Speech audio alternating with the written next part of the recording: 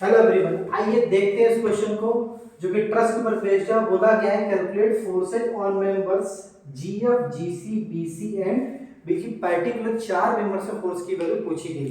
Means GF member means एक member आपका ये हो गया, जीसी मेंबर मींस एक मेंबर आपका ये हो गया, बीसी मेंबर मींस ये आपका हो गया एंड बीजी मेंबर मींस आपका ये कुछ ये हो गया। अब आपकी चॉइस है, अगर आप चाहो तो मेथड ऑफ सेक्शन से कर सकते हो, आपकी चॉइस है मेथड ऑफ ज्वाइंट से कर सकते हो। मेथड ऑफ ज्वाइंट के लिए आपको पहले एसएमपीटी बनाना पड़ेगा, फिर आप इन दोनों मेंबर की वैल्यू निकालोगे, फिर यहाँ पे बनाना पड़ेगा, आप इस दोनों की निकालोगे, फिर यहाँ पे आओगे, इन दोनों की निकालोगे, फिर यहाँ पे आओगे इनकी वैल्यू, फिर जी पे आने के बाद आपको इनकी वैल्यू, तब आपके आंसर आ पाएंगे। मेथड ऑफ सेक्शन यूज करते हैं तो हम लोग कुछ इस तरीके से कट कर सकते हैं। कट करने के बाद ये तीन आपके आंसर आ जाएंगे और फिर मेथड ऑफ ज्वाइंट आप बी ज्वाइंट अप्लाई कर दीजिएगा तो इस मेंबर पे या फिर जी पे अप्लाई कर दीजिएगा तो वैल्यू आपको यहाँ से मिल जाएगी। तो वो आपकी चॉइस सही से करना चाहिए, लेकिन अगर एग्जाम में आ जाता है कि यूज मेथड ऑफ सेक्शन तो आपको फिर method of section he use करना पड़ेगा, मेथड ऑफ ज्वाइंट वहां पर यूज आप नहीं कर सकते हैं। अभी हमने से कुछ बोला नहीं गया तो हम दोनों कॉम्बिनेशन यूज करते हैं तो हमारा मेथड ऑफ ज्वाइंट भी आपको दिख जाएगा और मेथड ऑफ सेक्शन भी दिख जाएगा। तो देखिए मैं क्या कर रहा हूँ कि इसको इस सेक्शन से कुछ ऐसे इसको कट कर दे रहा हूँ, तो ये ट्रस्ट दो पार्ट डिवाइड हो गया जैसा कि उन्होंने मेथड ऑफ सेक्शन के केस में देखा होगा। तो ये हमारा मान लीजिए 1 सेक्शन है जिसमें हमने इसको कट किया। ओके, अब इसके बाद हमें राइट साइड लेफ्ट साइड का चॉइस चूज करना है। देखिए हम अगर ये साइड छोटा अगर इसको बनाना चाहें तो निकाल सकते हैं। तो ये हमें रिएक्शन को पहले निकालनी पड़ेगी। मान लीजिए कि यहाँ पर रिएक्शन जो आपकी है वो आर ई आएगी, यहाँ पर आपको एच ई आएगी और यहाँ पर रिएक्शन आपका आर ए हो जाएगा। ओके, सो एक और मोमेंट लेने से हमें आर ई की वैल्यू मिल जाएगी और एच ई आपका ए से ही पास होगा। तो अप्लाई करते हैं sigma M about A equal to 0 clockwise forces का मोमेंट हमारा पॉजिटिव।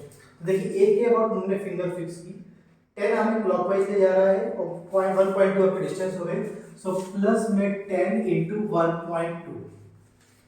अगेन ये 10 की बॉडी को क्लॉकवाइज घुमाएगा, डिस्टेंस 2.4 हो जाएगी, सो प्लस 10 into 2.4।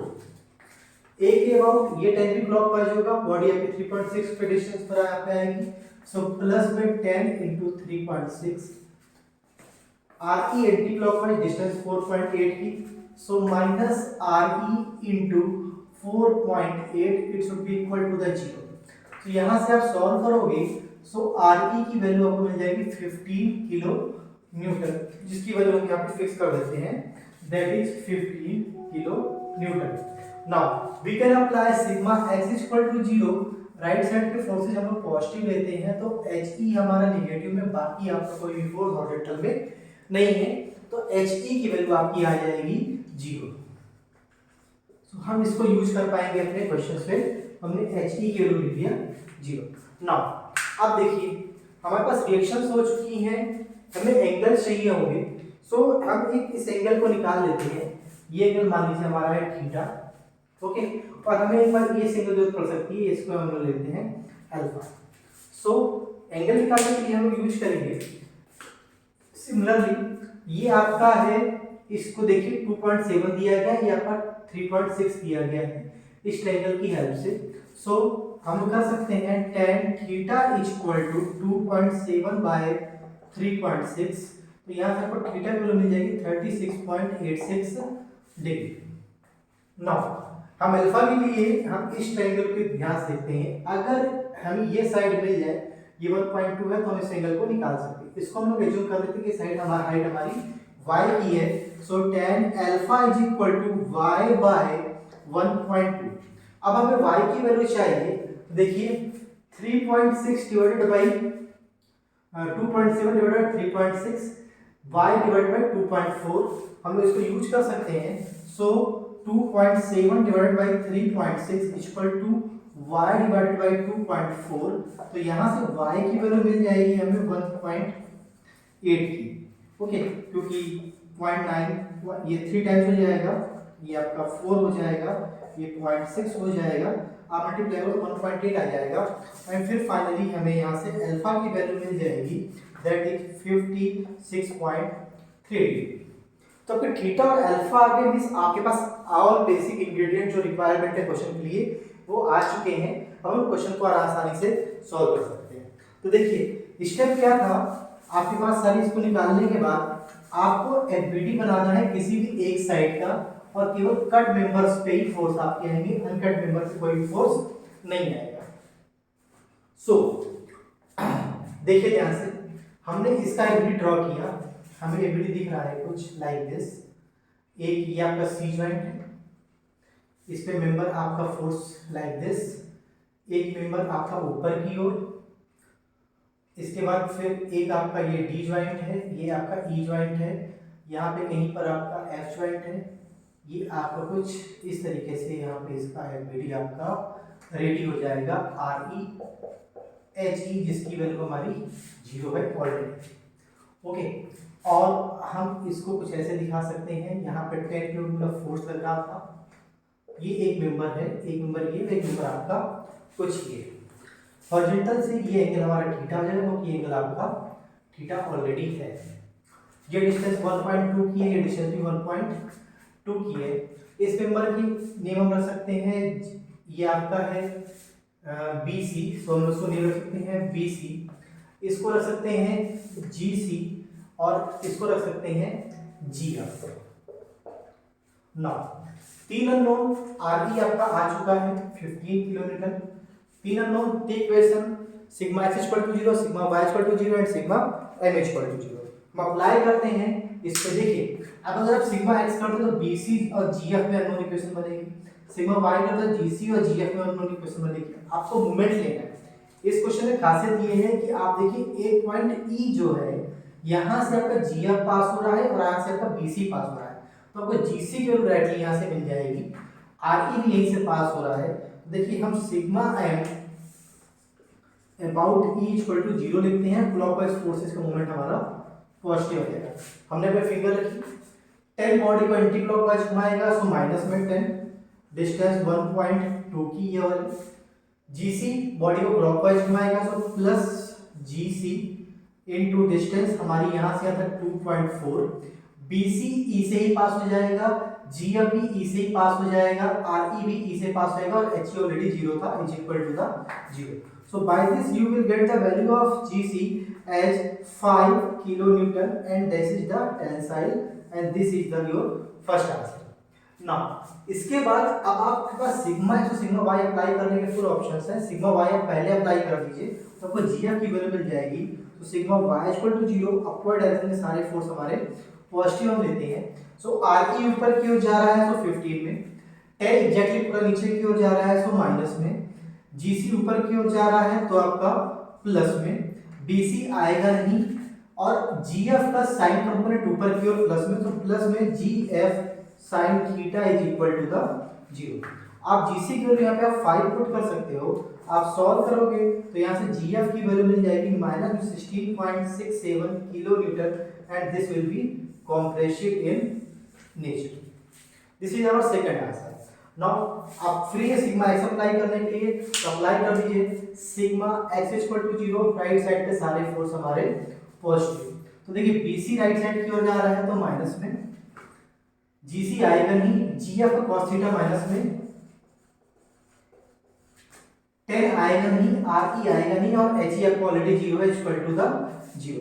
आपका यहाँ से GF की वैल्यू आ चुकी है, आप इसको पुट करेंगे तो BC की वैल्यू यहाँ से आपको मिल जाएगी 13.33 किलो न्यूटन, और ये आपका आ जाएगा tensile. So this is our third answer. तो हमारे पास GF आ चुका है, GC आ चुका है, BC आ चुका है, और हमें BG चाहिए। अब BG के लिए हम लोग या तो G पॉइंट का एफबीडी बना सकते हैं या फिर B पॉइंट बना सकते हैं। G का बनाएंगे, अगर हम B का बनाते हैं तो 1 2 3 अननोन होंगे, क्वेश्चन को सॉल्व नहीं कर सकते हैं। G का बनाएंगे तो ये दोनों मेंबर आ चुके हैं, बस ये दोनों बचेंगे, आप निकाल करके इसकी वैल्यू सॉल्व कर सकते हैं। तो हम लोग स्टार्ट करते हैं यहाँ पे। तो देखिएगा ध्यान से, मैं ज्वाइंट G का एफबीडी बनाता हूँ और उसको क्वेश्चन को पूरा कंप्लीट करता हूँ। So let us draw the FBD of joint G।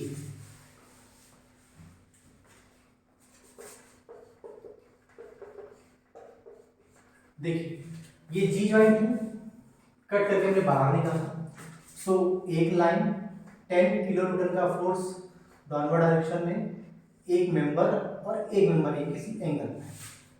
4 members हैं, ये आपका GF है, ये आपका GC है, ये आपका BG या GE है, और ये आपका GH है, और एक हमने ये हॉरिजॉन्टल लाइन ड्रॉ कर दी और 10 का फोर्स जो लग रहा था हमने उसको एज इट इज अप्लाई कर दिया। देखिएगा ये एंगल हमारा थीटा है, क्यों? क्योंकि ये थीटा है, तो हॉरिजॉन्टल से ये लाइन भी हमारी थीटा होगी और ये एंगल भी हमारा थीटा होगा, तो GH भी हमारा थीटा एंगल पे हो जाएगा। BG के लिए ये एंगल हमारा अल्फा है, तो यहाँ से एंगल भी हमारा अल्फा हो जाएगा, तो हम इस एंगल को दिखा देते हैं अल्फा। आपके पास थीटा ऑलरेडी है, this is 36.86 degree, this also again 36.86 degree.